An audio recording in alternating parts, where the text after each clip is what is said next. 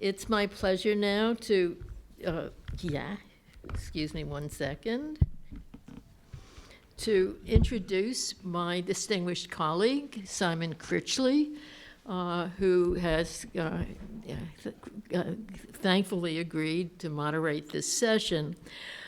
He is a professor in the New School for Social Research in the Department of Philosophy and has written a huge number of books on a huge number of disparate subjects. It's amazing, the range of things he's written about. He's also a person who moderates the New York Times website. Is that true?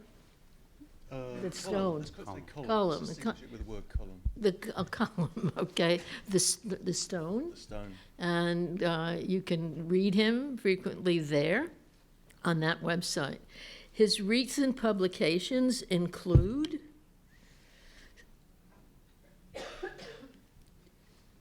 Suicide, published in 2015. Bowie, on David Bowie, published in 2014. The Anarchist Turn, which is co-authored.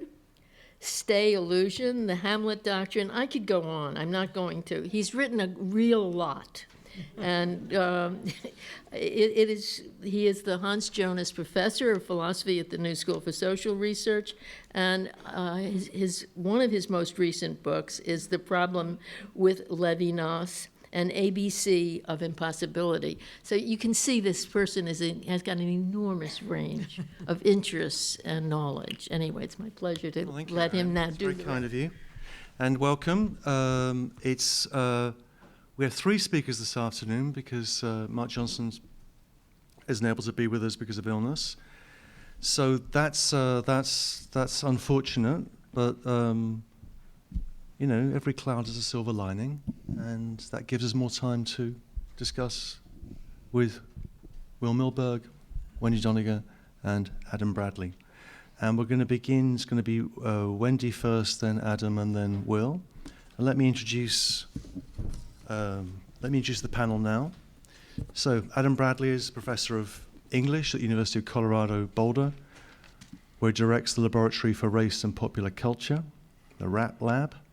Bradley is the author and editor of 6 books, including the Book of Rhymes, The Poetics of Hip Hop, The Anthology of Rap, a New York Times bestseller, One Day It Will All Make Sense, a memoir he wrote with the rapper and actor Common. He's also written extensively on the literature and legacy of Ralph Ellison.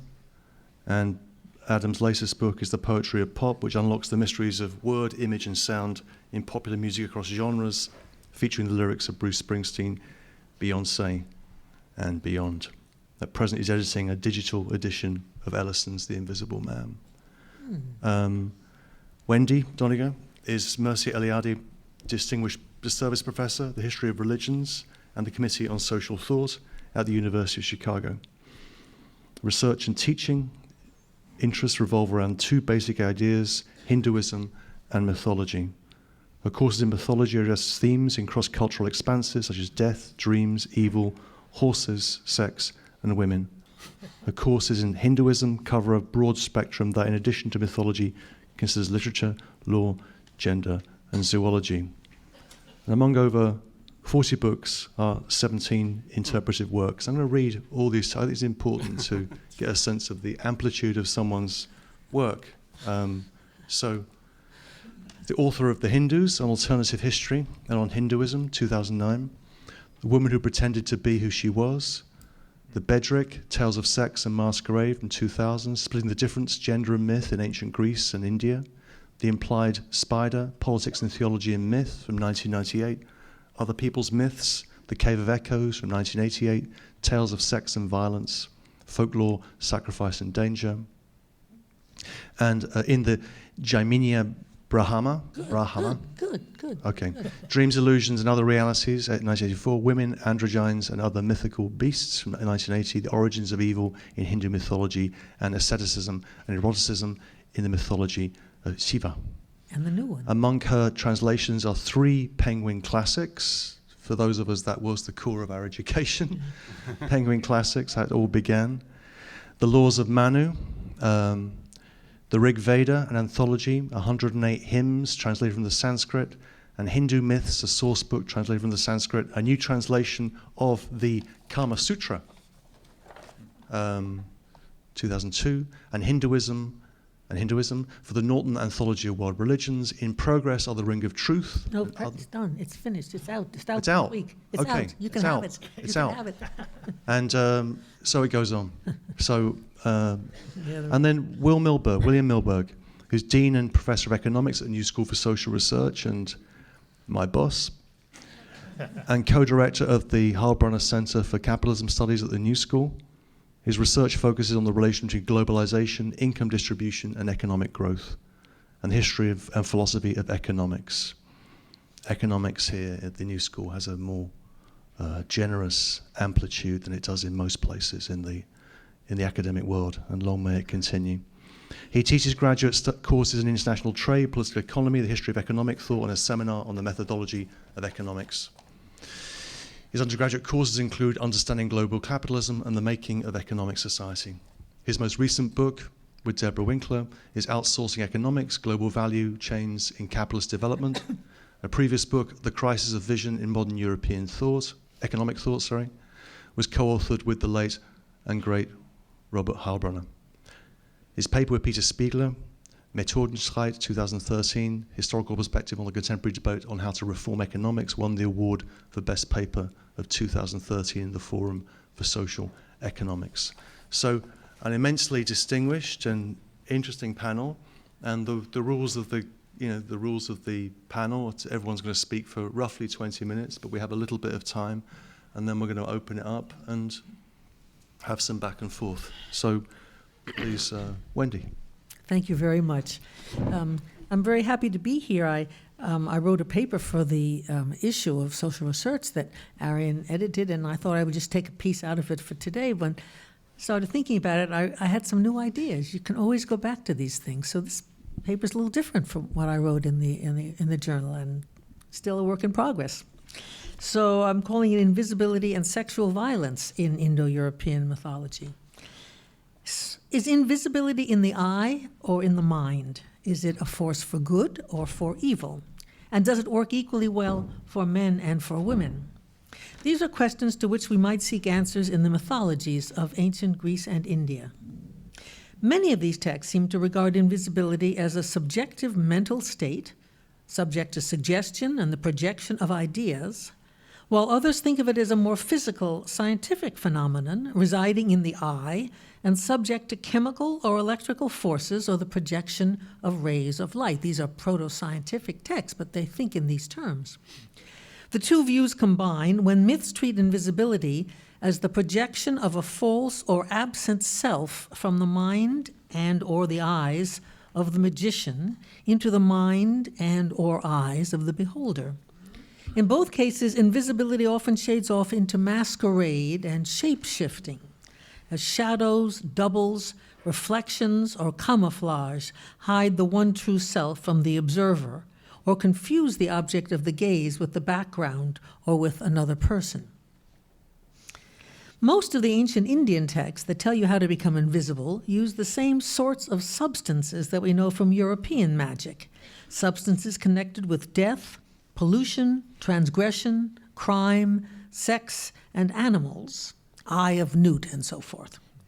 But the actual substance of the object is not as important as the way it is used to do what the shadow did to become invisible in the old radio plays, fog the minds of men and women.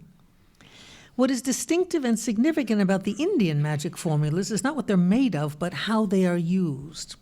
While European magic substances are often casually held in the hand or simply obtained in a general sort of way or somehow attached to intended victims, Indian formulas of invisibility include ointments, usually translated as collyrium, that you put on your own eyes in order to ensure that other people don't see you. The Kama Sutra, the textbook of erotic science that, as Simon said, I translated, probably written in the late 2nd century CE, recommends a technique which demonstrates the belief that the magic must come from the eyes of the person who wishes to be invisible. Quote, He cooks the heart of a mongoose, the fruits of a fenugreek plant, and a long gourd, and snake eyes, over a fire that does not smoke. Doesn't tell you how to do that. Then he rubs into this the same measure of the collyrium used as eye makeup. When he has smeared his eyes with this, he can move about without a shadow or a body. And he warns you, make sure that you make your shadow invisible when you do this, otherwise it doesn't work. The commentator adds, in these ways he can enter everywhere and abduct anyone. This is a hint of what you're going to do with it. This idea is strongly reminiscent of the much reported behavior of very young children in this respect, for they believe that though their body is still visible when they cover their eyes, their essential self is not, and so they insist, you cannot see me, when they cover their eyes. The power of mind over visible matter is much in evidence in Hindu myths. Supernatural creatures like demons did not even need collyrium on their eyes to make themselves disappear. They could project false images, illusions, from their minds to the minds and or eyes of the viewer. That such illusions used no material substances, that they were powered entirely by the mind, was evident from incidents in which the magic projection worked only so long as the demon concentrated on making it work. If the demon were overcome by lust, or fell asleep, or laughed, or got drunk, or experienced a sexual orgasm, above all, when he died, in any situation when he relaxed his mental control, he would no longer be able to go on projecting the false picture show and would unconsciously assume his true form. At the end of Robert Louis Stevenson's The Strange Case of Dr. Jekyll and Mr. Hyde, as the demonic Hyde dies, he slowly resumes the form of the good Dr. Jekyll. As Oscar Wilde's Dorian Gray dies, the gorgeous young man vanishes and the true form of Gray, the hideous old man, takes his place. It was all in their minds. Now that we know how it is done, let's consider why it is done, paying particular attention to myths of invisibility that involve sexual violence. Herodotus tells the tale of King Chandoles, who, having made the mistake of falling in love with his own wife, urged his friend Gyges to hide behind the bedroom door to see how beautiful she was. When the queen learned that Gyges had looked upon her naked, she insisted that he sleep with her and kill her husband. End of story. There is no, well, I mean, it goes on, but end of what I want. It really goes on, actually, okay. There is no magical invisibility here, but wait. When Plato retold the story just a couple of decades later, he substituted for the entirely realistic device of the bedroom door a magic ring of invisibility. Reason gave way to mythology. And where in Herodotus it was nothing but the husband's foolishness and the woman's vengeful fury that led Gyges to commit adultery and murder, Plato's version of the story transfers the responsibility for evil onto a ring of invisibility that allowed Gyges to seduce the queen, kill the king, and become king himself. Plato tells the Gyges story in the Republic, where Glaucon, contra Socrates, offers it in support of his belief that if you take away the fear of punishment, people will behave unjustly, immorally. Glaucon explains why this is so. No man who put on such a magic ring, quote, can be imagined to be of such an iron nature that he would keep his hands off what was not his own when he could safely take what he liked out of the market, or go into houses and lie with anyone at his pleasure, or kill or release from prison whom he would, and in all respects be like a god among men, end quote. It's clear enough how invisibility would facilitate all these crimes but one, lie with anyone at his pleasure. Surely the victim would be startled, at the very least, by an invisible lover? That particular crime, which could be anything from seduction to rape, is more likely to be worked by shape-shifting than by complete invisibility, and indeed it is the case, both that invisibility often does shade off into shape-shifting, and that shape-shifting, whether magical or merely devious, is often used for sexual impersonation. In ancient India, there are many tales of men who become magically invisible in order to enter a harem full of beautiful women who cannot see the man but somehow sense his presence. Sometimes the perpetrator saw the women asleep and in déshabillé, exhausted by drinking and amorous play, mutually intertwined, their bodies entangled, experiencing deep pleasure from the touch of one another's bodies. In one such story, the intruder felt guilty about seeing this, in part because the women were asleep, and in part because they were another man's wives. In another text, a poem from the 2nd century CE, Gautama, the future Buddha, still a prince, escapes from the palace through the harem. Made invisible by nothing but the night darkness, he sees the women who do not see him, and therefore use no artifices to conceal their true appearances. They are disgusting, drooling and snoring, and revealing the repulsive parts of their bodies. This reinforces Gautama's disenchantment with the sensual life and makes him all the more determined to renounce it. The more positive voyeuristic fantasy, which finds its way into the Kama Sutra, is of being invisible just to get into the harem and then becoming visible among women who are awake and welcome the man. This erotic fantasy, though tinged with voyeurism, is relatively benign. Yet many Indian fantasies of invisibility in the harem are invasive and debasing to women, rendering the women either totally powerless or disgusting. In other myths, too, such as the tale of Siegfried, right from the Norse sources right through Wagner, men use invisibility to gain sexual access to women, both women who welcome them and women who do not. In our day, the internet makes it possible for many people to perpetrate their pornographic agendas because no one knows who they are, making them virtually invisible, or in the modern usage, visible only virtually. But invisibility can be used by women, too, to protect themselves from men, visible or invisible. Indian mythology tells many stories of women who, faced with sexual predators, either became invisible or conjured up an identical double to replace the object of the male gaze, making themselves effectively invisible. This was in many ways the ancient Indian equivalent of mace. In our day, where Muslim men praise the hijab for protecting their women's modesty, some Muslim women defend it because it protects them from the predatory gaze of men, rendering them not transparent, but opaque. Ironically, since their eyes are the only thing that is not invisible, the hijab protects the female gaze. And women of many cultures who have been the victims of sexual violence often report that they were able to bear the actual attack by imagining that they were not really there, that they had left their bodies and looked on from a distance while someone else, a double of themselves, endured the violence. In effect, they produced a magical surrogate who enabled them to disappear.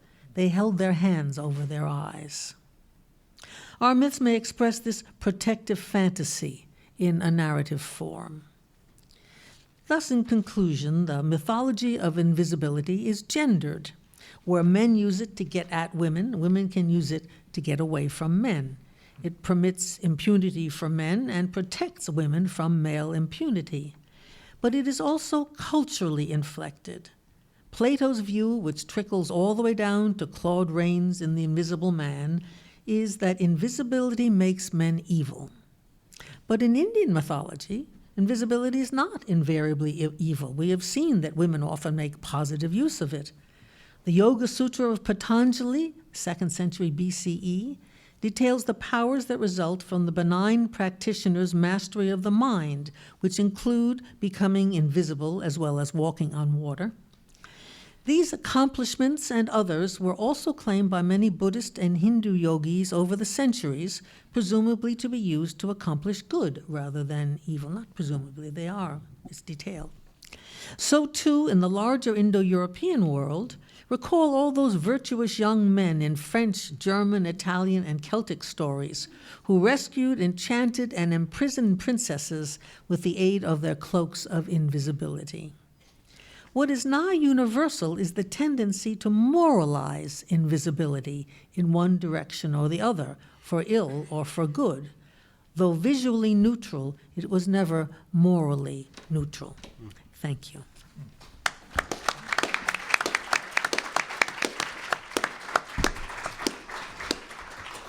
Thank you very much, Wendy. So, Adam, I might need to stand up. I have a little presentation. I Sure. need to go ahead. make my way through.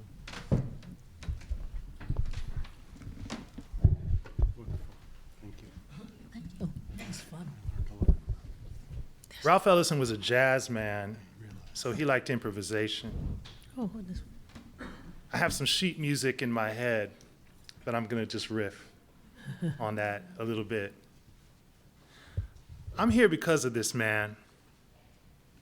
And particularly, I'm here because of a novel he published in 1952, a work called Invisible Man, which at the center grappled with the concept of invisibility.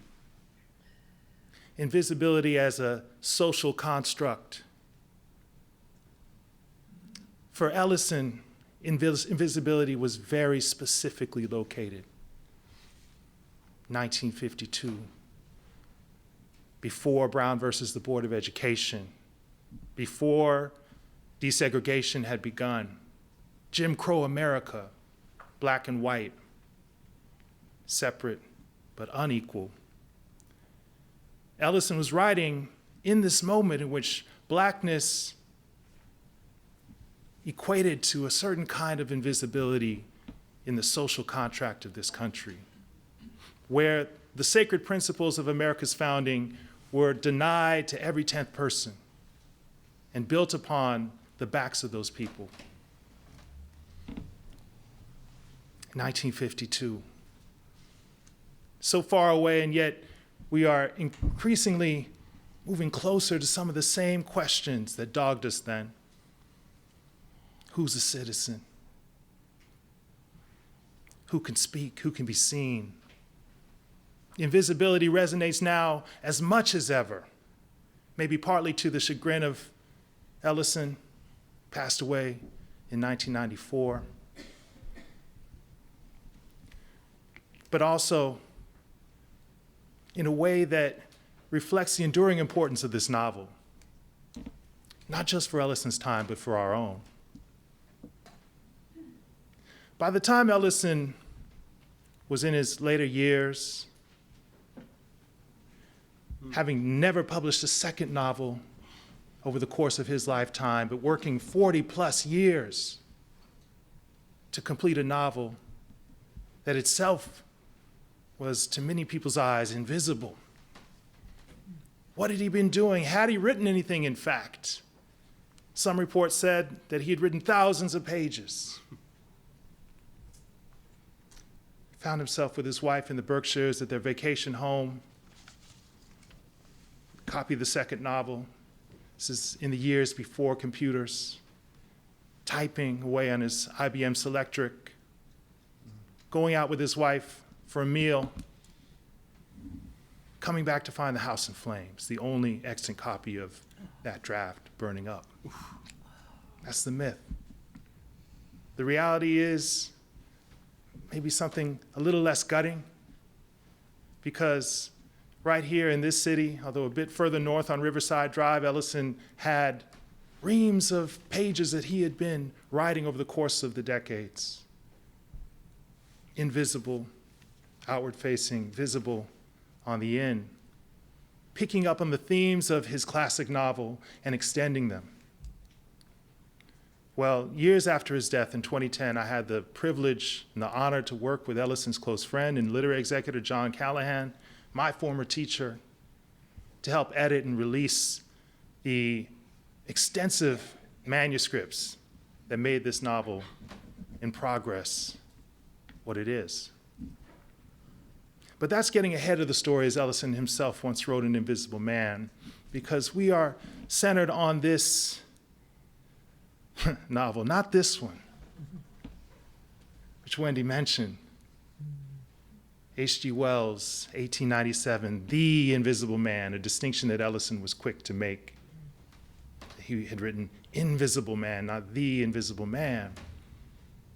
Ellison had begun to write a novel of World War II. He was up in Vermont, in Waitsfield, Vermont, in a friend's farmhouse, and he was trying to write this novel. He thought it would be of great social import.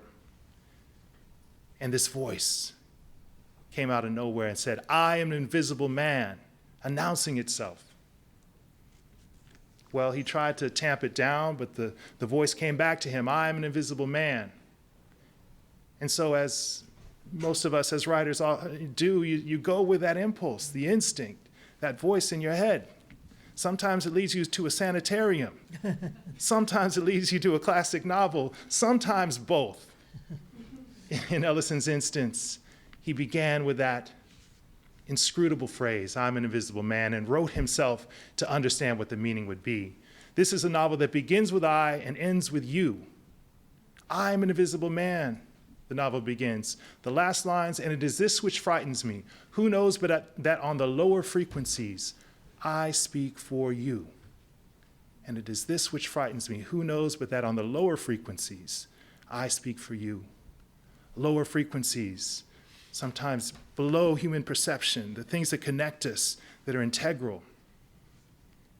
Things not about race and other forms of difference, but the things that unite us across those differences. An audacious claim for a young black writer to be making through the voice of a young black character at this time in our history. An audacious claim still, perhaps. So Ellison decidedly did not want to write a science fiction novel. He wanted to understand invisibility not as a biochemical expression, but as something else. It's the cover of the first edition of the novel. Invisible Man was not just running from that idea of science fiction, but also running from another thing that was equally binding to Ellison, and that is the idea of writing a protest novel in the tradition of Richard Wright, in the tradition of other authors who used their literature as a cudgel to achieve some sort of social message. Ellison had things that he wanted to express, but he understood the novel as a form of imaginative creation, where he would dilate realism to account for the absurdity of American life. To dilate our eyes, in fact, to account for the things that we are seeing that seem to be impossible to exist. Jim Crow racism in all its forms, lynching and racial violence, a host of other ills that would seem themselves to be impossible to compass in our culture.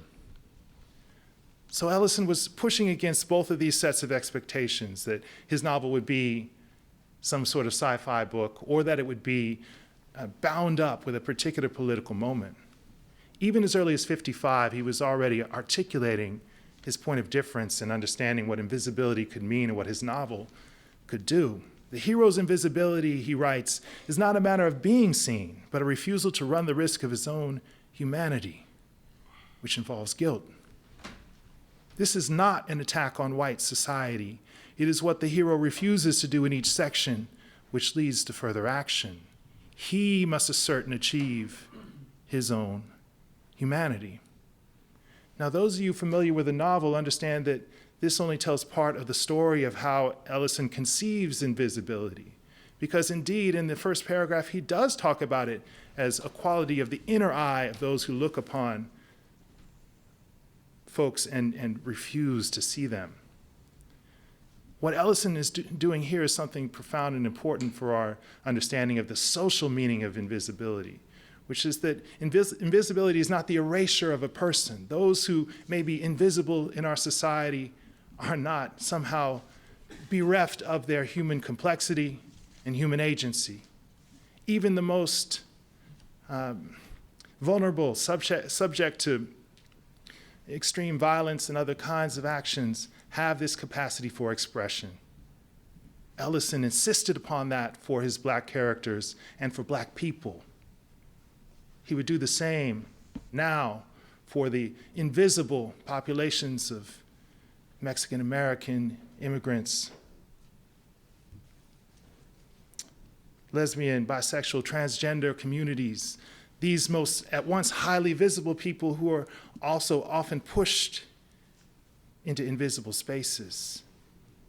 The capacity for self-assertion is still within these communities. The strength is there, Ellison would suggest.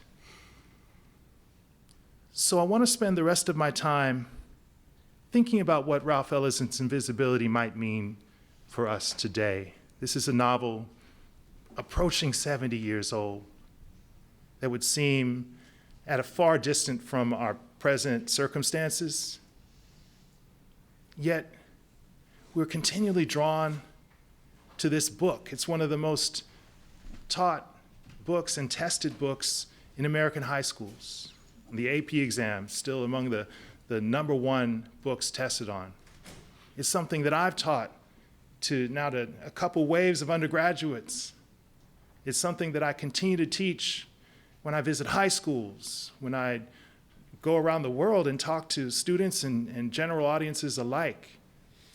His book still remains in translation, dozens of languages. This book still lives as the best works of fiction always do.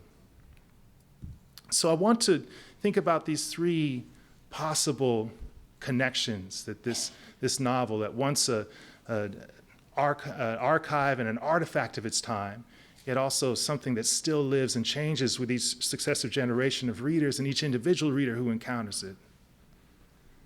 So let's think about this. Invisibility is also a strategy. And to unpack this, I want to take us into the novel. I want to take us first to Glenn Ligon's visual illustration of the opening paragraph of the book. This interpretation of the lines that deals with the unseen, the unseeable, by virtue of the layering of words on top of one another, the typography manifesting a deeper meaning here. This is how the novel begins.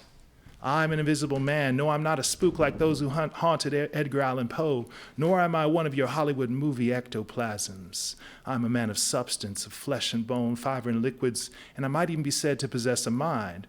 I'm invisible, understand, simply because people refuse to see me. Like the bodiless heads you see sometimes in circus sideshows, it is as though I've been surrounded by mirrors of hard, distorting glass. When they approach me, they see only my surroundings, themselves, or figments of their imagination. Indeed, everything and anything except me. Nor is my invisibility exactly a matter of a biochemical accident to my epidermis. That invisibility to which I refer occurs because of the peculiar disposition of the eyes of those with whom I come in contact. A matter of the construction of their inner eyes, those eyes with which they look through their physical eyes upon reality. Now, in an earlier version of the novel, Ellison went through many drafts. He articulates something about invisibility that we have to earn over the course of reading the novel. But for the sake of my short amount of time, I'm going to cut right to it and give away the thing that he ultimately decided not to give away in the first paragraph of the novel. This is about a year before he publishes the book or turns in the final version. He thought of beginning the book with this paragraph instead. Just as people shout to make themselves understood by those who do not know their language, so in trying to make myself seen, I have sharpened my own eyesight. It is as though my eyeballs have been sandpapered like the tips of a safe cracksman's fingers, and I see that which is only just becoming to be. It has become like a disease, and I've tried to get rid of it. But it is more than a disease. It is a way of life. Invisibility as a way of life. It is a crucial factor in invisibility, and I would not change it now, even if that is the price of my being seen, for I have no desire to lose myself, my identity, in order to be accepted into American life. A way of life, he says, this habit of thinking of himself and understanding his invisibility, wrapped up in identity, that you cannot simply cut out this expression of invisibility without somehow losing that sense of identity. So invisibility is also a strategy. It's a way to make things happen under the cloak of people not appreciating your capacities. We see this with Invisible Man, the way that he continually surprises and subverts the various communities that he encounters. Invisibility is universally particular and particularly universal. Now, recall how the novel begins and how it ends, the I and the you. Yes, Ellison was writing about blackness with invisibility. Yes, he was writing in particular about the experience of a young black protagonist who is writing, we are to understand him as writing his memoir, as Ellison is writing the novel. But it's important to remember that Ellison wanted to have the particulars of black experience stand in for the whole. Now, for the longest time, this couldn't be done. If you wrote a novel and you were a black person, you had a black character, it was a black book. It applied only to black people, or at least that was how it was taken. Ellison challenged us to see us, whoever we may be, in this young black character and in his struggles. Ellison did this in part by seeing his own protagonists in the lives of others.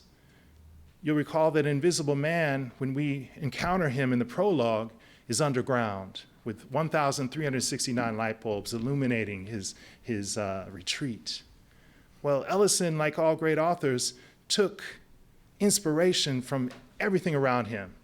And in particular, I encountered this in his files, a newspaper clipping from 1948 from the New York Star, which has a little almost forgettable image and caption of Charlie the Mole Greer, who is under the New Orleans 1st Precinct, taking power from the police station, living unseen below this place of authority.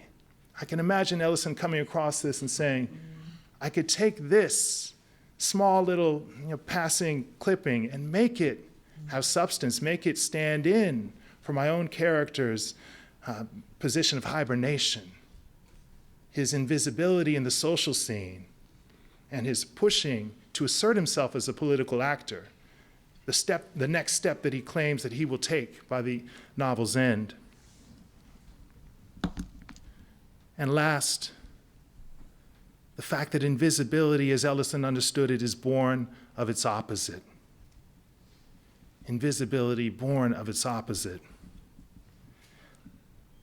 This is the memorial near Ellison's home on Riverside Drive, manifesting invisibility both with the presence of the sculpture and the weight of this block, but also the empty space within that creates the figure at the center. Ellison wrote the following in the 30th anniversary addition to the novel in 1982. He, and by that he means Invisible Man, his protagonist, had described himself as invisible, which, given the Afro-American linguistic style, suggests a play on words inspired by a then popular sociological formulation, which held that Black Americans saw dark days because of their high visibility. Translated into the ironic mode of Negro American idiom, this meant that God had done it all with his creative tar brush back when he said, "Let there be light," and that Negroes suffered discrimination and were penalized, not because of their individual infractions of the rules which gave order to American society, but because they, like flies in the milk, were just naturally more visible than white folk. Now, to understand invisibility is also being founded on this ironic relationship to high visibility. We can understand that in our present moment. The high visibility of young Black and brown people in our communities suffering against the face of law enforcement. The high visibility of people who break the norm, who queer things, who push the boundaries of what is supposedly is acceptable. They are the invisible among us. This manifests itself in culture as well, and I'll leave you with this. Simon mentioned I write about music, in particular about hip hop. And hip hop is a space where you can see this tension between high visibility and invisibility brilliantly expressing itself. Hip hop is born of a generation of creative people oppressed with the reality of lack, to use KRS-One's formulation. Young black and brown people with a few white folk mixed in, who took 2 turntables and a microphone and maybe less than that, and made a whole music and a whole culture. Well, Questlove of the Roots, hip-hop's Ralph Ellison in a lot of ways, had the following fascinating insight in a series of essays he wrote for The Vulture. Once hip-hop culture is ubiquitous, it is also invisible. Once it's everywhere, it's nowhere. What once offered resistance to mainstream culture, it was part of the larger tapestry, spooky action-like, but it pulled at the fabric, is now an integral part of the sullen dominant.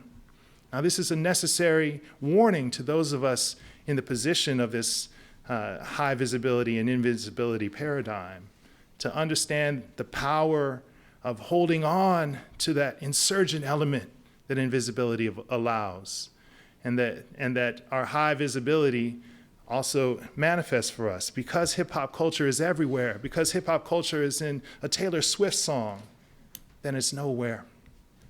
We don't acknowledge it as such. It's just part of the flow of the larger culture. This is an ironic, but I think important reflection on how invisibility and high visibility necessarily support one another. So thanks so much for your time. I appreciate it.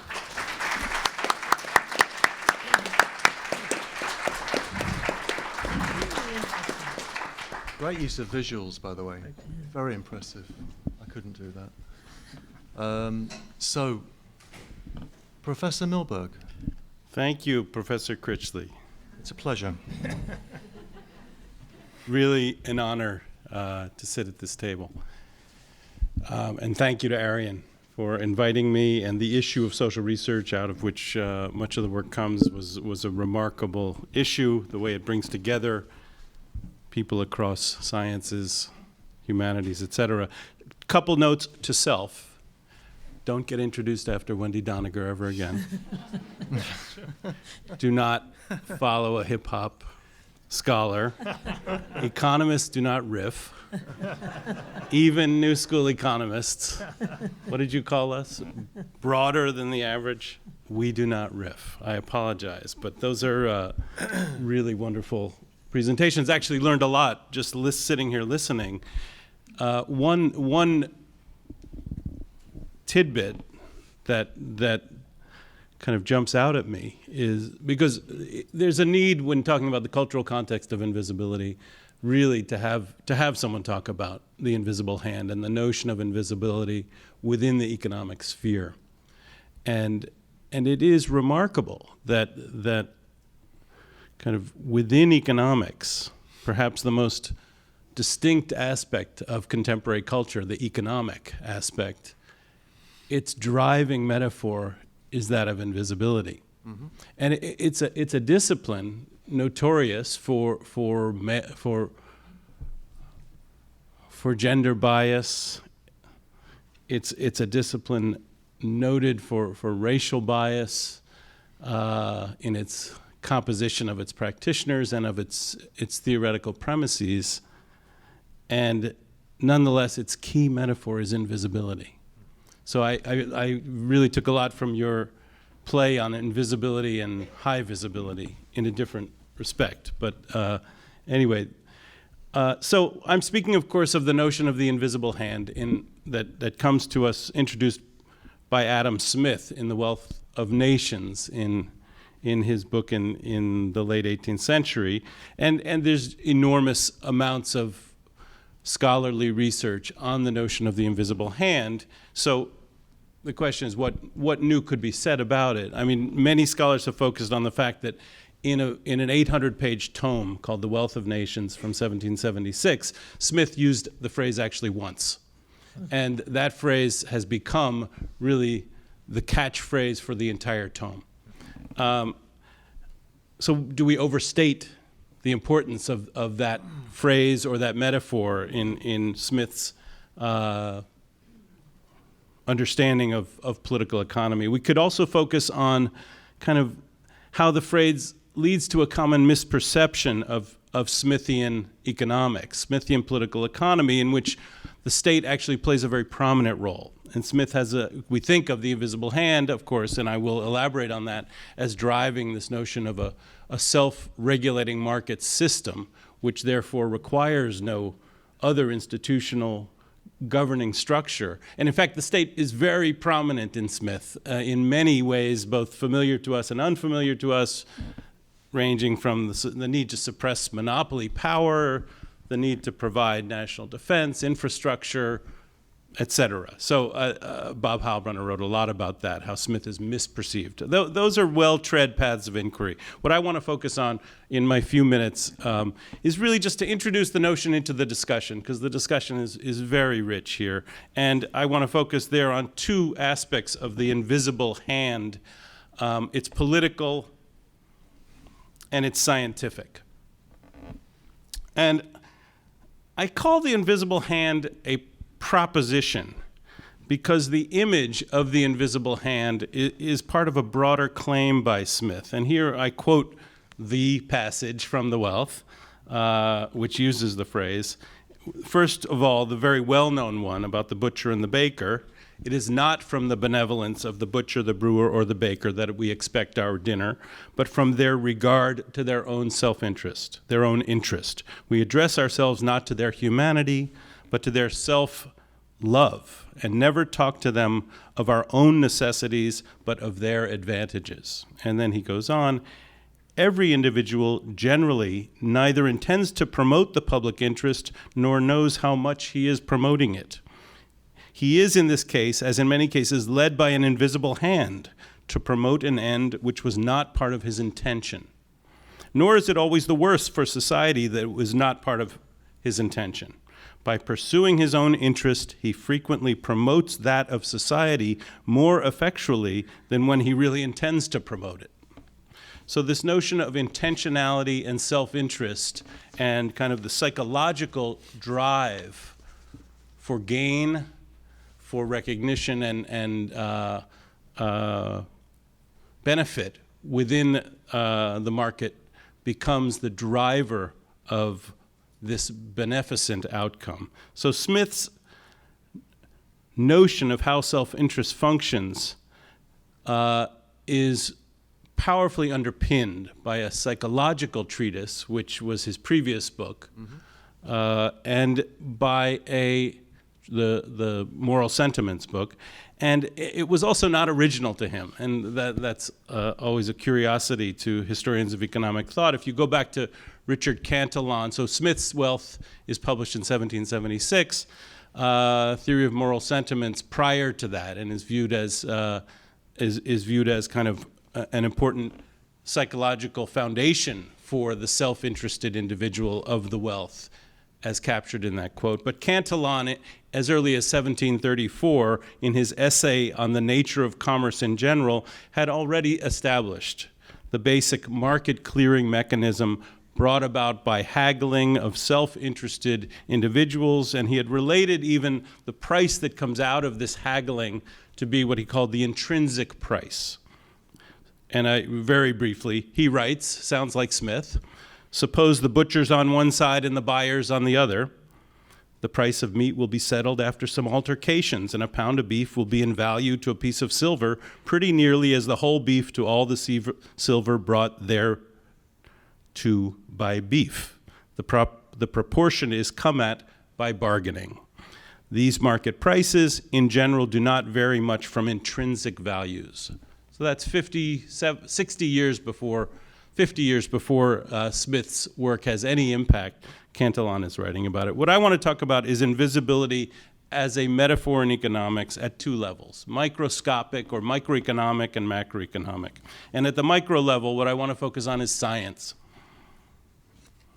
And because of Smith's notion of the invisible hand, we almost made it onto that first panel. We almost became a natural science. He has brought us as close to that status as anyone in the social sciences has been able to bring the social sciences. We didn't quite make it to that first panel. It'd be useful to talk about why that didn't happen. In other words, what are the non-scientific perceptions of economic method, but that would be something I'd like to discuss later. At the macro level, I want to try to bring it into the present. I want to comment on the politics of the invisible hand and the notion of the self-regulating market in the recent history of economic governance. And I want to talk a little bit about the end of the 20th century and where we are in the 21st in relation to our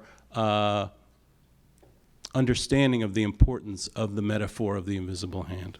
So Bob Heilbronner, who I had the great pleasure to teach with and write with, he used to stand up in front of class and say, he would hold his arms up and say, this cross, supply and demand, is the most powerful concept in all of social sciences. And it is what makes economics the king of the social sciences, or as some have called it, the imperialist social science. And it is enormously powerful because of its outcome in terms of social well-being, but also because of its underpinnings. And I want to talk about that. It has led to a model of market competition that has really, this notion of invisible hand has led to a model of market competition that has underpinned economic analysis really since the day of Smith. So we're talking over 2 centuries. It has led to highly mathematical models of efficient economic systems, social optimality theorems, all of which have given us this high status among the social sciences that I referenced. How did the invisibility metaphor in economics accomplish all this for us as a science? And what I want to consider are the outcomes of the theory of the invisible hand theorem. The workings of the invisible hand lead in economic thinking to equilibrium, one of the great concepts in economics, drawn, of course, from the natural sciences, a rest point, a point from which there's no tendency for change. And what's interesting about the development of the notion of equilibrium in economics is its properties. And what Smith showed is that equilibria exist, or as Cantillon showed before him, we can come to a price, a market price, and as they both agreed, that would be somewhere near the natural price, which was very important in the theory of value for the classicals. Later on, the market price itself becomes the theory of value. Value becomes associated with price rather than something intrinsic, as the classicals thought. But in any case, it's the market that does the work. The market creates an equilibrium which not only exists, but remarkably, in Smith's metaphor, is unique. It doesn't create multiple prices. Cantillon refers to that as well. It creates a price for a good. And most importantly, but least discussed, is the model is stable, which is to say that deviations from that equilibrium will lead to movements back to it because of the nature of the system. When there's excess demand, the price will rise, and when there's excess supply, the price will fall. So that equilibrium is stable. And that stability, I think, has, going along, I think, with the kind of ethical underpinnings that I want to talk about in the invisible hand theory, have really created its power. More than uniqueness and existence, it's the stability of that equilibrium which gives the IMF the kind of courage to call for market liberalization, which gives large institutions the desire to free regulation from exchange markets and capital markets, et cetera, things that I'll come to in a minute. Consider, secondly, the market clearing price. The market clearing price is, as I said, approaches the natural price, fluctuates around it, and because of this stability, it's an order bestowing. It bestows order on the system. So what Smith gives us, and why he is the kind of most important, in some ways, political economist, is that he creates the notion of the market as a system. And that system is self-regulating, and it is order bestowing, right? It is also, and I should say this about Smith because he's a little different from some of the others, is that it is also growth enhancing. What Smith talks about is that it promotes a division of labor, and the division of labor brings efficiency, And if it's done through the operation of the invisible hand, it's done with free individuals operating. And so the division of labor, as Smith writes, is limited only by the extent of this market.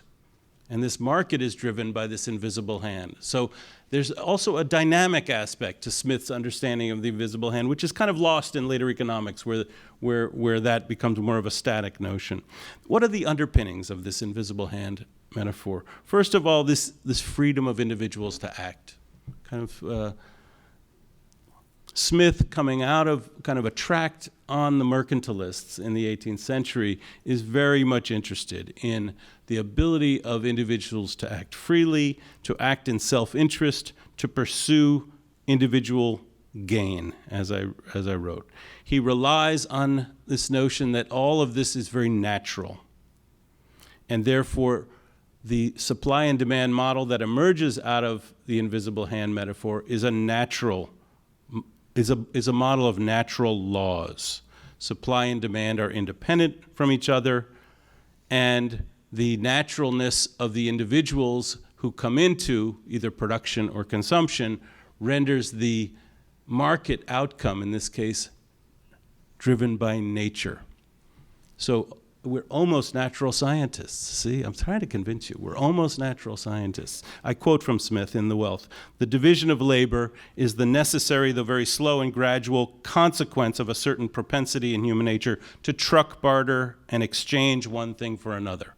A natural propensity to truck, barter, and exchange. And he goes on, "Nobody ever saw a dog make a fair and deliberate exchange of one bone for another with another dog." So it is what makes us human. This natural propensity to truck, barter, and exchange. The autonomy of the actors, which is so important because humans are by nature free. And what's interesting about Smith here, just to digress for one minute, which is that this ethos of Smith, this theory of moral sentiments ethos, which is an individual who is not just a rational choice, self-interest maximizer, but is in fact very much a socialized, empathetic, worried about what others think individual.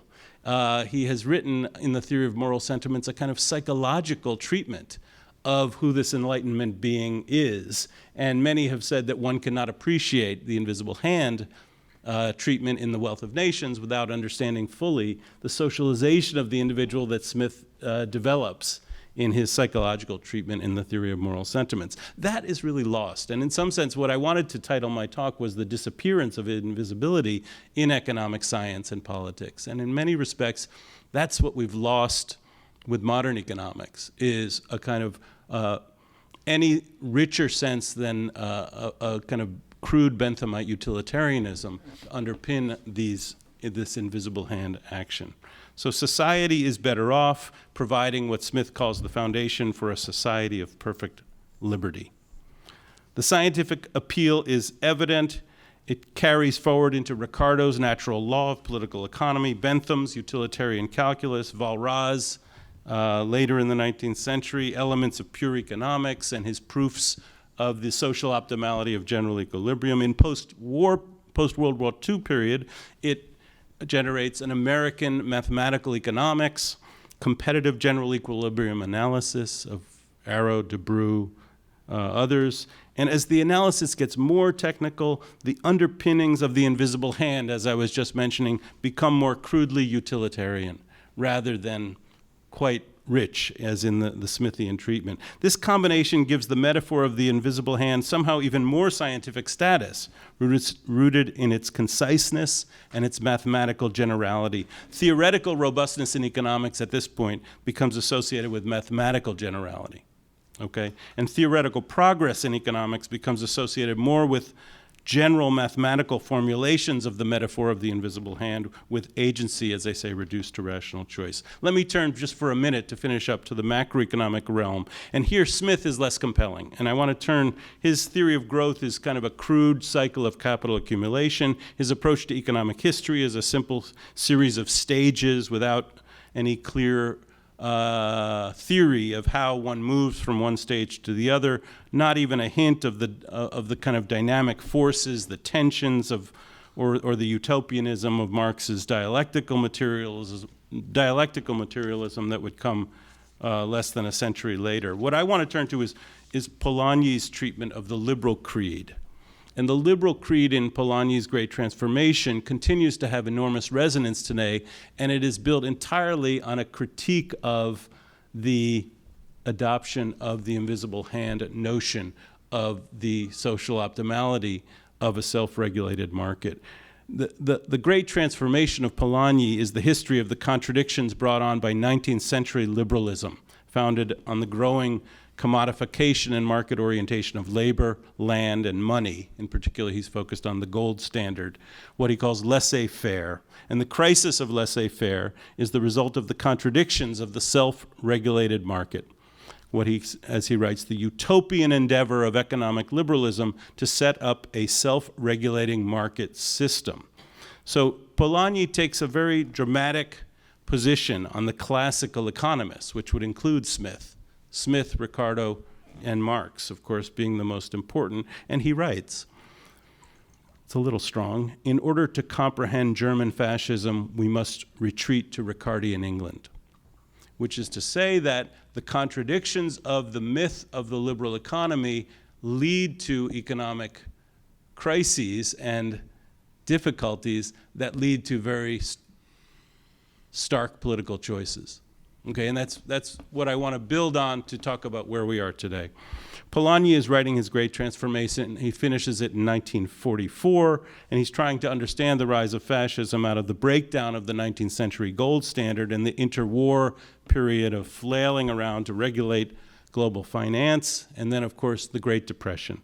He rejects the notion that the self-regulated market is somehow natural. Instead, he calls it utopian or mythical. He exposes the myth of the free market in two ways. One is the argument that market liberalism guarantees some of the progress that Smith optimistically envisioned, but also inevitably creates unsustainable demands, as he writes, on the parts of the population: unemployment, wage deflation, persistent poverty, and destitution. So the unregulated free market, he writes, has built into it certain contradictions, and therefore it's a myth. The second of his ideas is that laissez-faire is society's natural state, and he really is very strong a critic of this, where individual freedoms are allowed to bloom and the invisible hand provides self-regulation. Instead, Polanyi documents how laissez-faire requires careful governance and management. And he writes, laissez-faire was planned, planning was not. So in my remaining minute, I just want to explore the relevance of this macroscopic view on the invisible hand for the current moment. To some extent, we can understand the populist turn today. The US, the UK, to some extent Turkey, Hungary, perhaps in France, as a response to the consequences of the problems that emerged out of the era of the Washington Consensus, which culminated in the US housing and financial market collapses of 2007 and 8 and the Great Recession that followed and from which we are still recovering. So just go back for 1 minute on this before we get to the crisis and the moment. The Keynesian consensus that emerged after World War II is built on the foundation of a dollar gold standard and gradual trade liberalization, but also with limited international capital mobility and lots of space for expansive domestic fiscal policy. It was a very well-planned system, sometimes called the golden age of capitalism, the Bretton Woods era. When the Keynesian consensus begins to end in the 1970s, with the breakdown of the Bretton Woods system, the OPEC-led oil crisis, slowly a laissez-faire system of global economic governance is built. It begins with the World Bank and IMF structural adjustment programs brought mainly to Latin American economies suffering unsustainable foreign debt. It extends global economic openness beyond trade liberalization to now capital account and financial market liberalization with flexible exchange rates.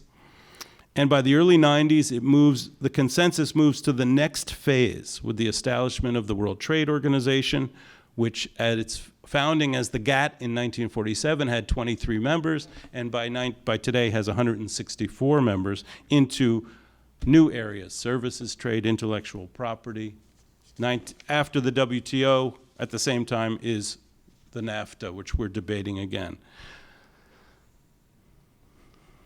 So it's worth asking why neoliberalism took hold outside of the rich countries. It's worth asking why the invisible hand was adopted by countries who were clearly not benefiting from liberalization even previous to that.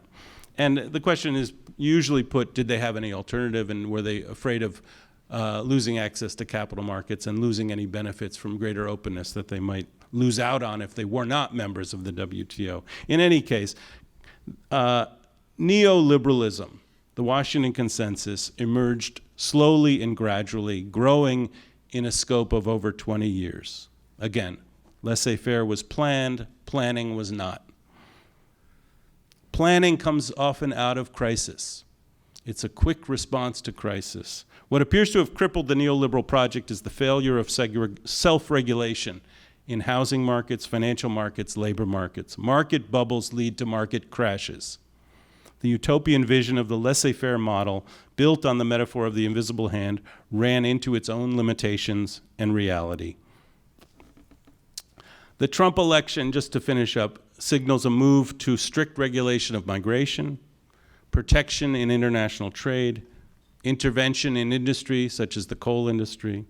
These are not well-planned responses to the crisis of neoliberalism. There's also, of course, deregulation in the Trump administration plan. There's deregulation in labor markets. There's deregulation for business. It's very unclear what the role of this most powerful metaphor in economics over the past 200 years is for the future. And what is clear, just to conclude, is that the metaphor of the invisible hand of the market as self-regulating continues to have enormous sway over the imagination of social scientists and over politicians, that no other benchmark metaphor has been able to take hold in the economic realm in over 200 years. Thank you.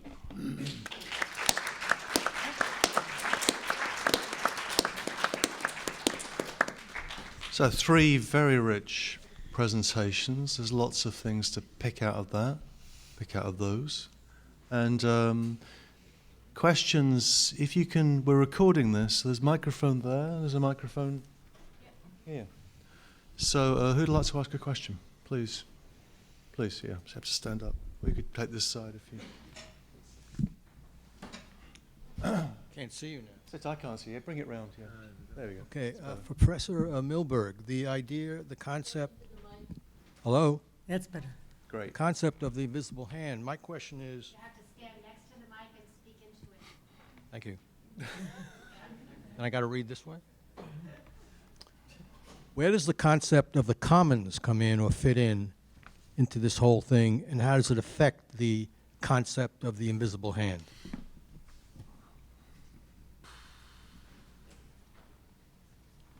Do you want me to answer? Or you Yes.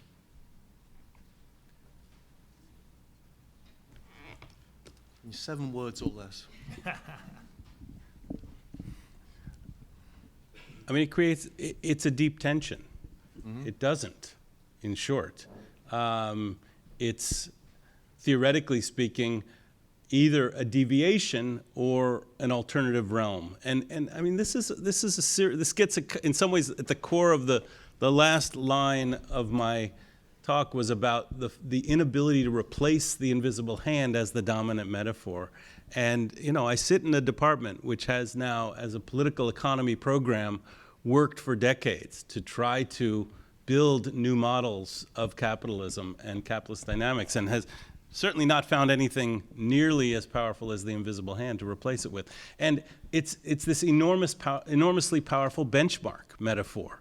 And so what happens is public goods, for example, the commons as part of as a dimension of public goods are a deviation from that equilibrium.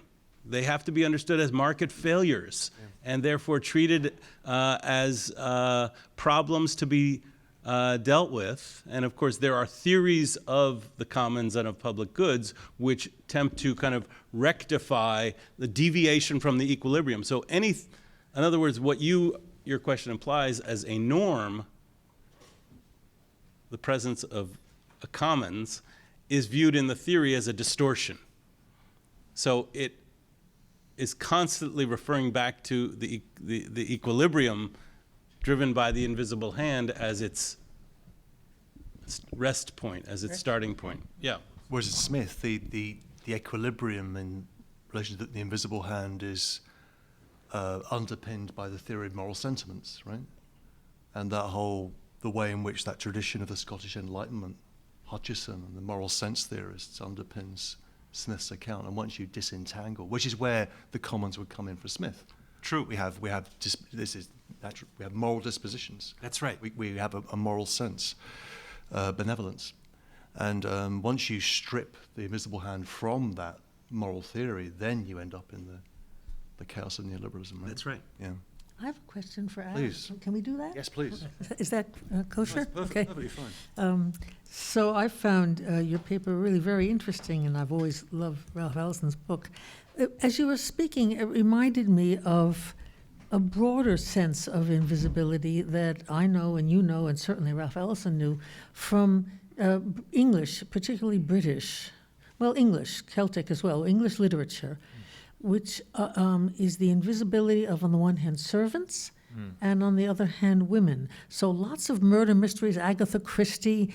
There was no one in the room, he says. I came and got the gun, there was no one there. Well, there was a servant and he didn't know it. So, I mean, that's sort of a basic, almost cliche of English literature, which is that servants are invisible.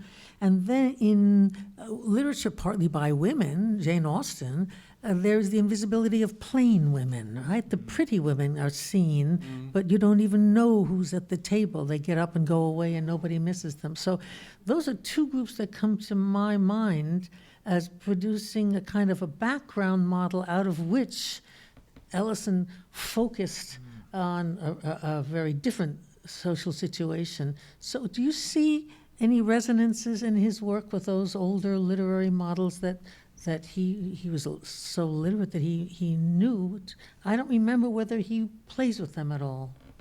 Yeah, I mean, first of all, yes, that's a really rich connection, and one that takes us as well to an uncomfortable place in Ellison's work, which is the relative invisibility of women in the novel, of women characters in the novel. I write about this in my book on Ellison. I have a chapter actually called Invisible Women, and because it's one of the common critiques of Invisible Man that it is this masculinist narrative in which the main female characters are either on the peripheries or rendered invisible. So I think maybe that's not the inheritance that we would have wanted him to have taken. Nonetheless, opening up the drafts as I have of the book, and he cut close to 300 pages from the novel in the last months before publication, I found some really remarkable things. And one of the things that was most remarkable are women characters that were cut out whole cloth out of a sense of honing his narrative to focus on the singular individual. Invisible Man in early drafts is married. Invisible Man has relationships with women, a woman named Cleo. There's a wonderful passage where there's a one-for-one transformation because the central tension is between Invisible Man and this character, Roz the Exhorter, becomes Roz the Destroyer. And there's a passage in the prologue that says, I experienced all this before I confronted Roz the Destroyer and ended up in the underground. But in the earlier draft, he's crossed out the name Louise and put a one-for-one transformation to Roz the Destroyer. So in the early draft it says, but that was before Louise, Louise, Louise. Now that was a woman of women.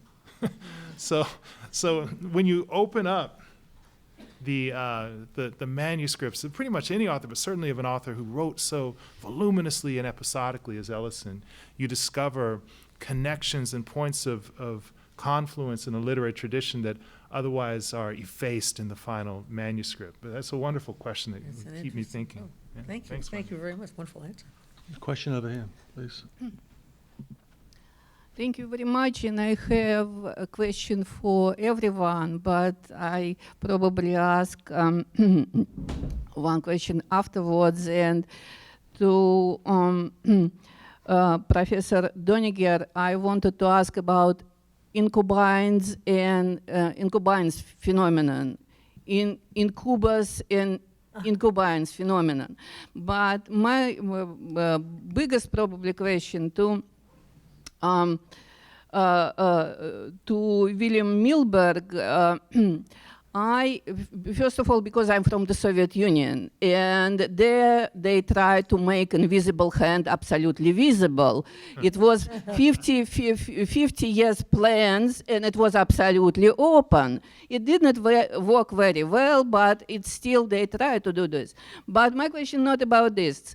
Many years ago, I think at least 10 years ago, there was an experiment when scientists, biologists, researchers, they tried to introduce to captive monkeys something like money. They gave them chips, and the monkeys could exchange these chips for treats, for bananas, for example. And very soon, these captive monkeys, females, start to prostitute themselves to get these chips from male monkeys. So it's like they tried to make some relationship, invisible relationship, to visible when they introduce these chips. So I'm talking about this visible representation of power. When we talk about power, we very often we talk about money, how this representation of invisible power, which is very, very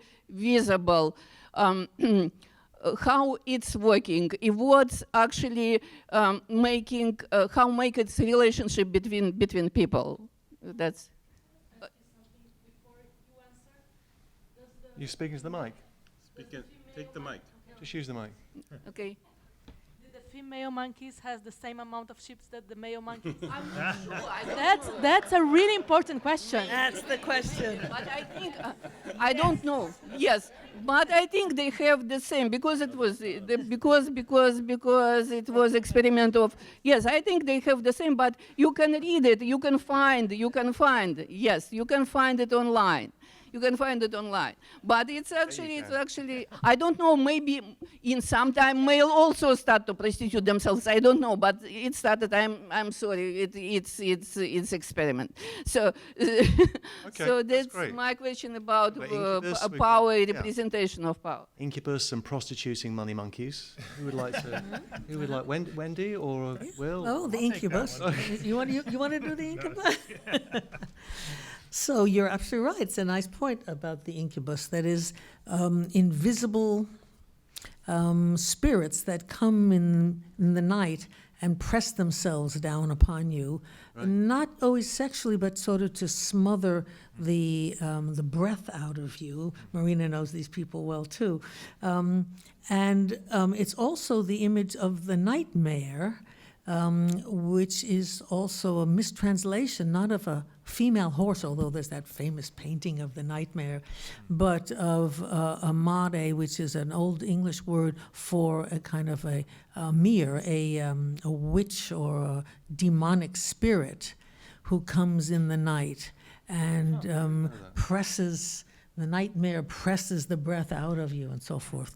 So it's true, there's this idea of invisible forces that no one else can see, but that you feel in the night. It's that's the most it's important part of medieval mythology of this invisibility, which is not perceived as a sexual predator, but really as a killer. But it is female.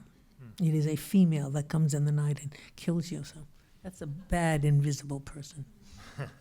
Adam, would you want to? No, I was kidding. No, okay. Will? Just two quick comments. I mean, I take your Soviet Union point seriously, and Polanyi, of course, is struggling with the response to the liberal creed in these drastic ways of fascism and communism that he is fully aware of, and is trying to elaborate I don't know, a third way, another terrain, which is what he calls freedom in a complex society. And what he's really aiming at is to bring out the contradictions of this myth of the laissez-faire, of the self-regulating market. But he's concerned about the lack of freedom in either of those other directions. So he writes quite explicitly about just the problem that you've experienced. Just on the question of the monkeys. You mentioned dogs in your... Yeah, I did, and there's always an exception that will prove Adam Smith wrong. But no, but it's not. It's more to the prior point, which Simon raised in his mention of the theory of moral sentiments and the Enlightenment notion of human benevolence and psyche. I mean, not only would animals, I suppose, trade, but now machines can do these things, and so to describe that, the ability, I guess, desire in Smith's case to truck, barter, and exchange is certainly not the way one would want to define what is uniquely human. But I think it's at odds with Smith's other treatise on human behavior. And I mean, in a sense, it gets to the other point, which is about power. And what is missing from the invisible hand metaphor is a clear conception of power, in particular the possibilities of asymmetries of power, and therefore power, which comes through in Smith in kind of his treatment of colonialism and of monopoly, is viewed as something to be eliminated, particularly the monopoly form. And the question becomes, is there a metaphor which gives you the mileage that Smith gets out of this invisible hand underpinning to the self-regulating market mechanism that can, somehow bring power in rich ways that capture both the psychology and this difference? It's not, I mean, one can say that's what Marx did, right? Mm-hmm. That the wage-labor relation is about a power relation, yep. Right? So that's the clear alternative is Marx's approach to that. Gentleman on my left, and then over here on my left. Thank Please. you. Hello. Yeah, thank you very much. For Wendy and Adam, what would you say about anxieties of sight or anxieties of seeing, as almost to flip it on the other side? I also say this because there's an exhibition going on right now. I'm a curator. It's going on in Japan, in an area of high concentration of, atomic chemical reactions.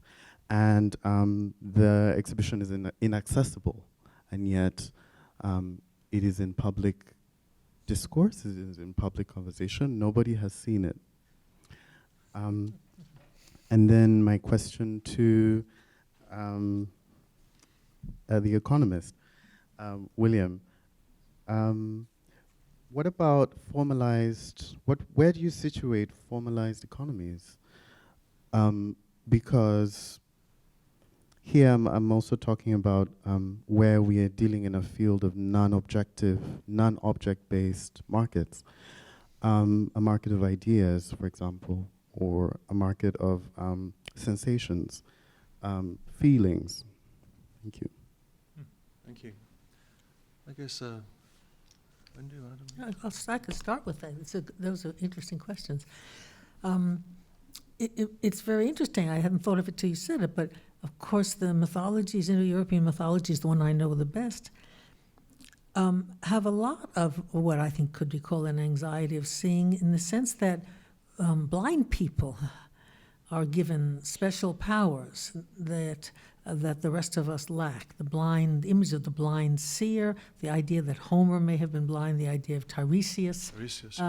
Dear Gautamas in the Indian tradition, the belief that, and in the great Mahabharata, the great Sanskrit epic, one of the two kings is blind, and when he marries, his wife, who discovers only after the wedding that she's been duped, that she was not told that she was marrying a blind king who cannot rule.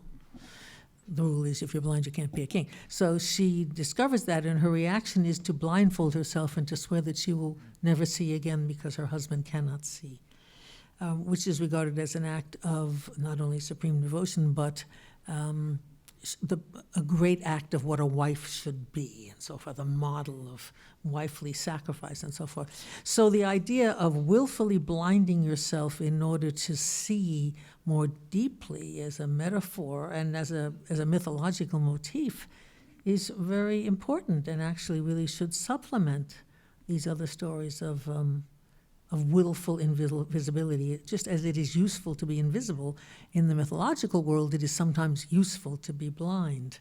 That's a very good point. Thank you.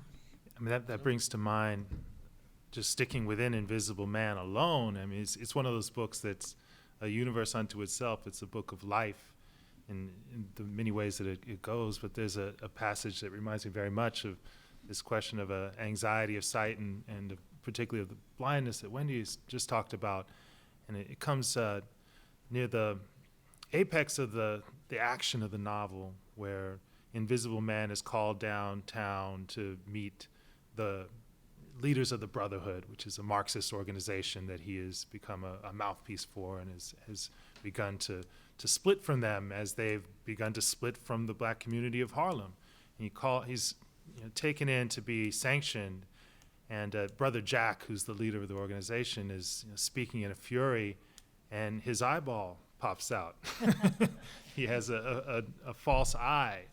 And of course, this is not, unlike Tiresias, not seen by Invisible Man, or not intended for Ellison to have us see this as some kind of prescience or capacity to see or perceive something beyond the scene itself. We're in fact to read it quite literally as his explaining his inability to see in Invisible Man, inability to see or unwillingness to see the sacrifice that the Brotherhood is demanding of the population of Harlem. So yeah, I mean that is a more cynical understanding of this circumstance. Great image. Will? Yeah, the very interesting, I mean, on the informal economy, I'm not sure exactly what you're referring to, but I just was back from Mexico, where 60% of the labor force is in what's called an informal economy. In India, the labor force is 75% informal. So, in that context, what's the use of these models, which may just be relevant for the formal economy? I mean, I think that's wrong, what I just said. I mean, the economic anthropologists, even our own colleague Janet Reutman's done some wonderful work on Central African economics, as it were, and has found that in places that are characterized by the officials as informal economies, things work just pretty much the same way they do in other places, so that she sees a kind of normalization. She has a kind of normalization hypothesis around that. But the second point is about I think where you were really going, this market for feelings and sensation. And my feeling is that, I'm skeptical of this imperialist tendency of economics and its invisible hand metaphor. So let's not expand it even further into these other realms. I mean, and quite seriously, the economic, the power of that supply and demand model is driven by the notion of scarcity, both on the supply side and on the demand side. Consumers are never satiated in the model, and producers have costly inputs, and those inputs are costly because they're scarce. So the entire model is driven by a notion of scarcity, and I'm not sure that's the kind of linchpin of the kind of economies that you're interested in with respect to desire or other things. So I'm not sure you should use that as the driver, a scarcity approach. Please. Yeah, yeah. I taught the Invisible Man Invisible Man at Rosa Parks campus of New Rochelle College at 125th Street, a great place to teach it. Yes. And what I noticed, it's episodic, as great books are, and the first chapter deals in the politics of academia, the black colleges. Then it moves to the politics of the street, the selling of the thing. Then it moves to the politics of success or failure in terms of, specific. And then, I was thinking Saul Bellow promoted it and was his buddy, and it gets into the politics of literary, world. He got, blacklisted from Partisan Review, bad-mouthed from Dissent, this whole kind of idea, plus Augie March and this kind of, the idea of politics being invisible. It used to be. There used to be the back room with a smoke, and that's where it was done. Now it's really visible every moment is this kind of idea. So I'm wondering if it's, in a sense, a political novel, the world of a political positioning of a human being. I think that's one of the great invisible dynamics that he's using in this sense that it used to be. Politics used to be unseen, right? It's a lot there.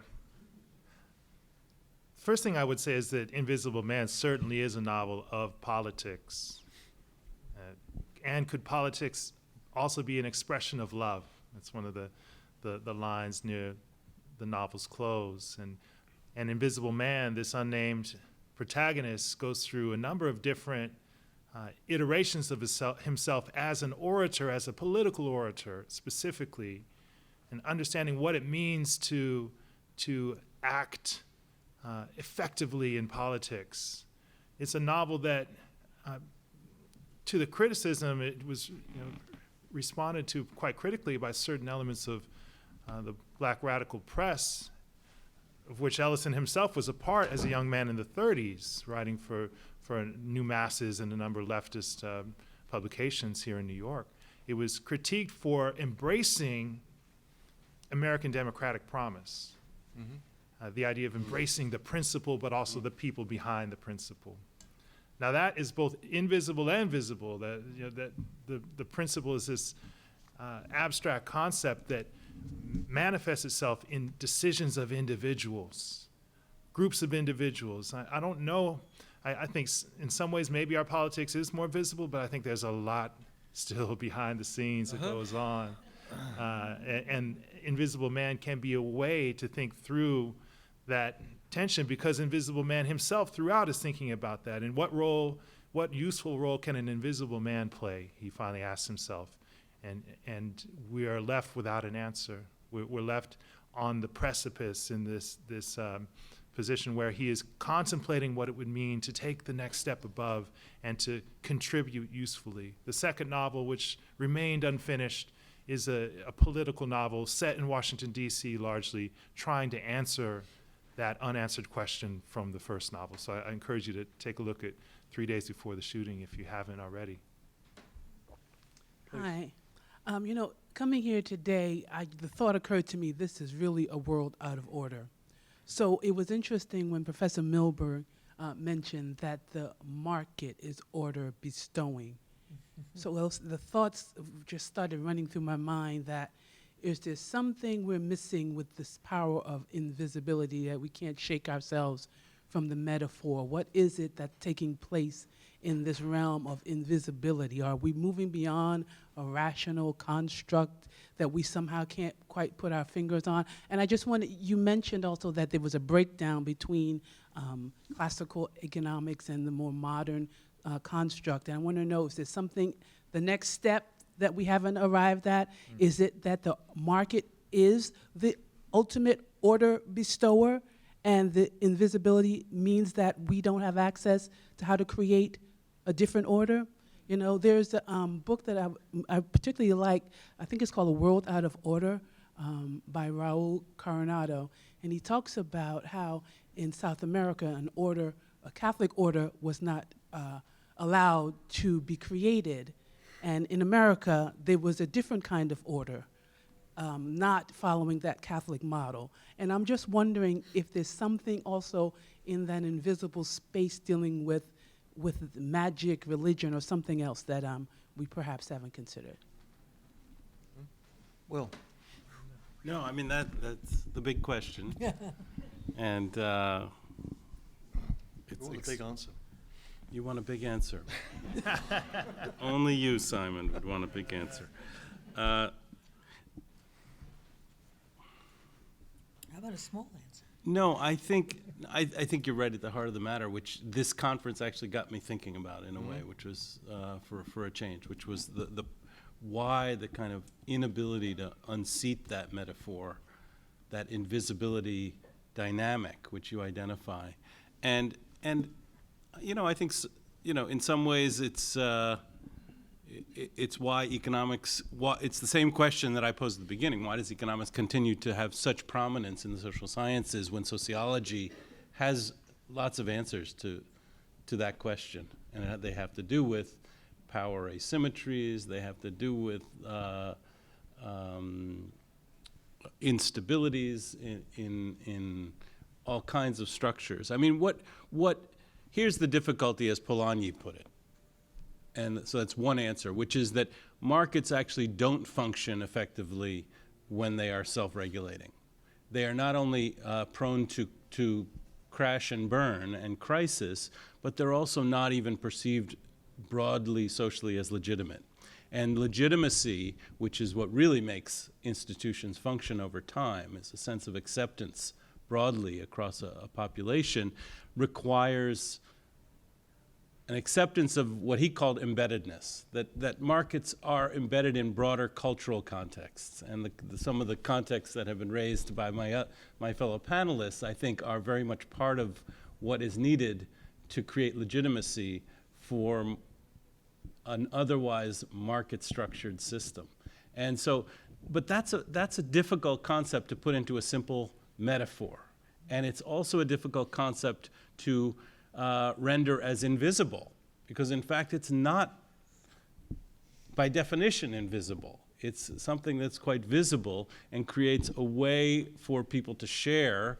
This question about the commons gets at the same point, to share their understanding of how markets should work, to bring their morality directly to bear on market outcomes and the way that market processes work. So I think it's the disembedding of the market functions which leads to this both power of the invisibility and to the crisis-prone nature of these markets. So it's a re-embedding is my answer. It's not a big answer, and it's a derivative answer, but I think it has lots of possibilities for political action. It has lots of possibilities for cooperation.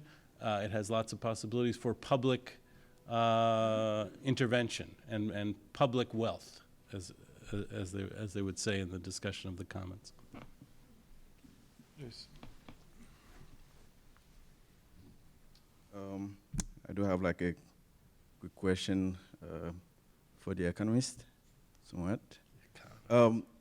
Is economy considered a humanist concept in a way that if it is seen as a way for global progress for all, or if it is just driven for the benefits of a group of people? And if added to that, I wanna, if it's fair to say invisible hands can be associated to deceptive or abusive hands. What's the last thing you said? Can be considered as abusive hands or deceptive hands. Yeah.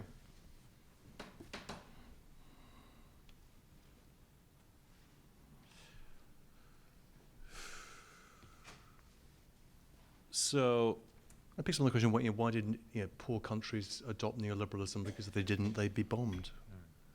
Well, I don't know about bombed, but populations murdered, something like that. But the question is, what was their alternative in 1984 and 1985? So that's a narrow way to look at that question: is why did poor countries adopt, after we'd seen it fail in the 19th century, adopt the Washington Consensus in the 20th, and then have to watch it crash and burn, and in the early 21st, in the late 20th and early 21st, and so the argument is they didn't have room to maneuver, and they were already behind the eight ball. They had deep debts and needed market access, so they did it out of desperation, if you will. And they didn't see an option to the WTO. So the answer to your very broad question, I'm embarrassed by how profound and broad these questions are and how kind of superficial and narrow my answers are. The answer to your question, I think I addressed it to some extent in my presentation, that and maybe I focused too much on instability and crisis rather than destitution and inequality. Because it's clear, and today we're experiencing it in ways that in the U.S. even, forget about the poor countries that Simon's referring to there, but even in the U.S. we're reaching levels of inequality that we've historically never reached, and are perverse by almost any objective standard. And this is both driven by self-regulated markets and by the follow-up subsequent to the crisis that was in part the result of that inequality. So, it comes back to the previous question, is why does that metaphor of the self-regulating market continue to have that kind of power when the results, look, there was great industrialization in the period that I was discussing. There was enormous accumulation of wealth in that period, right? And today we continue to see enormous accumulation of wealth. The issue is its distribution and kind of the future that gives us in terms of work and meaning of life. And I think we're at, I don't want to overstate it, but I think we're at a point where some of those contradictions are very evident. The risks of a kind of illiberal or worse political turn, as Polanyi identified, are great, and yet there are alternative paths. And so, out of contradictions, of course, come revelations. Please. So first of all, thank you for 3 fantastic talks. I was riveted the whole time. I have a question for Dr. Milberg. And first, a caveat, as a natural scientist, I've actually never taken an econ course, so forgive my naivete. But when you were talking about the market as a natural system, it made me think of, in the world of behavior, how we tried to understand the evolution of cooperation. And game theoretical models started to examine what was the best strategy that might evolve cooperation to evolve amongst a group of agents interacting with each other. And in the 80s, they did a worldwide game or competition to solve the prisoner's dilemma, to either cooperate or to cheat. And the game that arose to the top was tit for tat, quid pro quo. It had a few rules to it. But one of the there were a couple conditions in which it could only evolve. And one of them was that you had to have recognition of the players. And so this brings it back to visibility in the markets. If you have invisibility of the agents in the markets, you're not going to get cooperation. And so I just feel that our markets, does regulation lead to visibility? And my naive take on it would be yes. And that's one way to ensure cooperative, honest behavior and minimize cheating to the least. Because as you pointed out in your very nice introduction to Adam Smith, I felt like I learned a year of Econ 1 in about 5 minutes, that we're all acting on our self-interest. And biologists believe that every organism on this earth is doing exactly that. Yeah. But we can evolve to cooperate if we have high frequency of interaction and we can recognize cheaters. So, thanks. Will, you want to pick that up? No, it's a really interesting point, and I don't know that particular game theoretic study, but game theory has failed as an alternative paradigm, as an alternative metaphor in economics, and I'm not sure why, and it's in part because of, I think, the muddled nature of most of the results of these experiments. But the only difficulty we have, of course, with recognition, we like to believe in transparency, recognition of players, is scale. And how does one do that with scale? And not impossible, you know, and Mark Zuckerberg believes we can do it at scale, but I'm not sure in a serious kind of high-tech industrial and service economy that you can do that. But I think it's a very interesting insight and really worth thinking about. Also, there's a way in which, you know, a certain ideology of Darwinism has always been interpreted in terms of a priority of self-interest, which is a misreading of Darwin, right? Who was obsessed with, or fascinated with, for example, the sociality of worms in his last book, not widely read. Which brings me to hip hop. Which brings me to a question for Adam, which is the once hip hop is everywhere, it's nowhere, and the sullen dominant, and that's so interesting because, you know, those of us who are, you know, grew up, although as, you know, in a different continent, observing the phenomenon of hip hop and how it came out of these very specific parties in the Bronx and the particular social history of the South Bronx in the early 70s, mid 70s, how that developed into, you know, Grandmaster Flash and Africa Bambaataa, and how that then moved into, you know, Public Enemy, and then, you know, then it goes West Coast and it begins to become a more generalized form. You know, with what Dre was doing in the you know, the early 90s, you've got that very specific, very, very particular social history, right, of a very particular moment in New York City. From that to this completely global musical form, right? Hegemonic musical form where every culture in the world has its own variety of hip hop. You go to travel anywhere, there's Russian hip hop, there's Serbian hip hop, you know, and there's a kind of dreadful uniformity to it, dreadful kind of program into the videos, and you think, oh God, this is so depressing. And the way in which, you know, the way in which that invisibility becomes a kind of, the way invisibility and massive visibility coincide. You know, the way in which certain figures who are, you know, obviously of enormous talent at a certain level, like Kanye West, like it's a death by visibility, right? A kind of a sad, kind of psychotic breakdown through Death by Kardashian. Yeah, death by Kardashian, and those people are going to kill you. But what do you make of that? Is it then do we just conclude? One could conclude, well, that was the history of hip hop, and it did very well. It made some people a lot of money, and it changed the way in which things were seen. And it's over, and it's done. It's spent. It's a force which was there, and it's gone. Or is that? And that because its edge, it always seems to me, was linked to this enormous particularity, right? Yes, yes. Which was able to communicate in this other level. That's gone. Yeah. So what do you make of that phenomenon? Yeah, It's everywhere, it's nowhere. Man, that's. I think I just came up with an idea for my next book. I'm short of 40 books, but that'll get me there. I love that, Simon. A couple quick points on it. People were pronouncing hip hop's death almost at the point of its birth. You can go back to, particularly in the New York press, various levels through certainly starting around the early 80s, and saying, oh, this is a passing fad, and this won't maintain itself. But it did.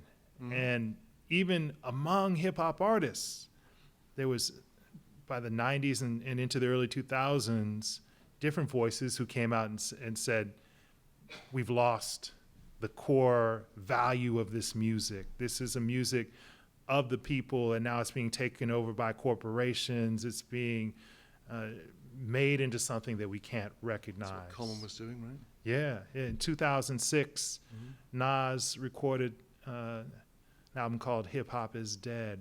And I think it's 2006. Ryan, is that about right? Yeah. That's my former student in there, hip hop head. And Nas records Hip Hop Is Dead, and his claim is precisely that it's become this monolith of where the original voices are no longer there. KRS One said, you know, maybe if hip hop artists had a day job instead of already rapping about their wealth before they had it, that aspirational vision that if you had to fold shirts at the Gap first, you'd get more creative voices. And that precisely is what happened with Kanye West. He raps on his first album about folding shirts at the Gap. And by doing that, expands the template of what hip hop means. Now, one quick point on the global context. I'm working on an initiative right now. It's a collaboration with some scholars in Poland and in Germany. And in getting to know Polish and German hip hop, it's been remarkable to see at once that uniformity that you referenced, Simon, certain gestures that are so clearly taken from American, Black American iterations of hip hop. But then there's that twist, that turn, and to bring it back to Ellison, what he liked to call the vernacular process, verna, the Latin that stands for a slave born in his master's house. That idea of taking something close at hand, something that's even foisted upon you, adding your own individual spark of creativity and imagining something new. Out of that we get the jazz, the blues, all sorts of things. Out of that we get hip hop. And I see that vernacular process at work in Poland. So they take something like the term dead presidents. Jay-Z popularizes that term as a way to talk about, Franklin wasn't a president, but George Washington and who the hell else is on bills? Yeah. And others. Yeah, Jackson, Andrew Jackson, and Ulysses S. Grant. It's all about the Benjamins.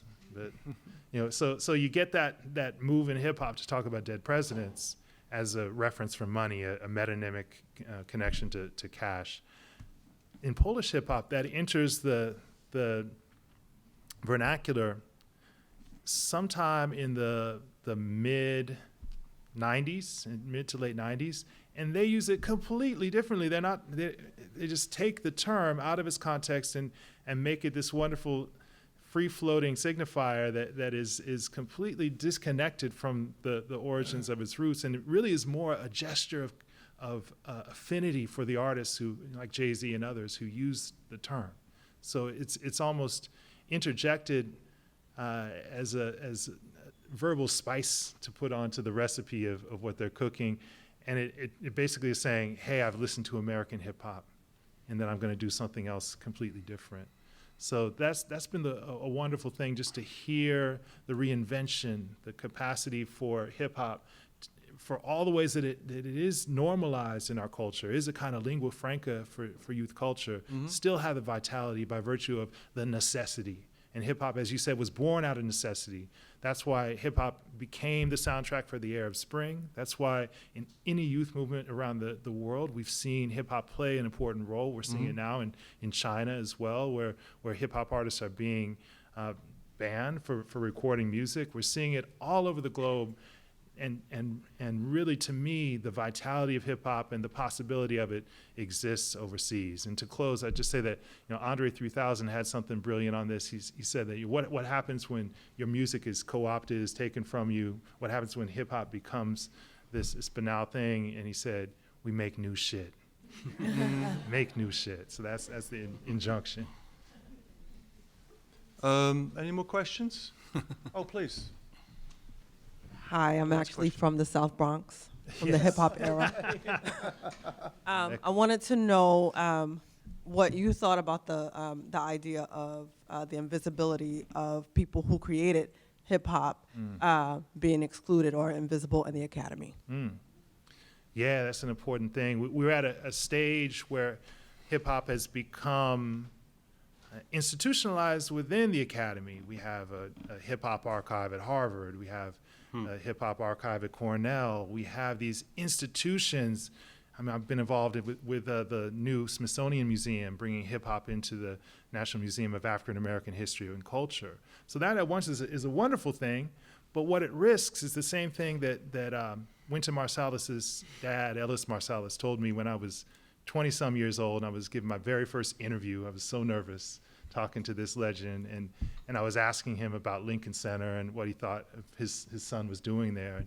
And he said, well, generally I like what Wynton is up to, but I fear that jazz may become chamber music. That it's going to be locked into some sort of thing. And it's reasonable to have the same fear for hip hop, that it'll just be playing the same structures, that it won't be what Andre 3000 in his wonderful expletive-driven injunction offer, that it's not making things new.